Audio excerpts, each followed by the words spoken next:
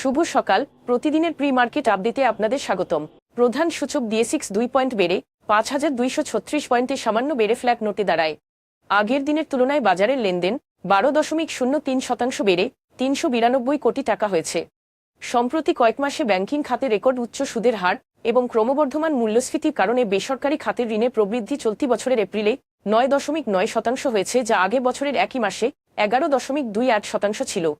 মে মাসে মূল্যস্ফীতির হার বেড়ে 9.89% হয়েছে, যা আগের মাসে 9.74% ছিল। মূলত খাদ্য মূল্যস্ফীতিতে 54 বেসিস পয়েন্ট বৃদ্ধি পাওয়ায় এ ফলাফল দেখা গেছে। চলতি অর্থবছরের প্রথম 9 মাসে দেশের নিট বিদেশি বিনিয়োগ নেতিবাচক $89 মিলিয়ন নিচে, যা আগে বছরের একই সময়ে ছিল ঋণাত্মক $45 মিলিয়ন।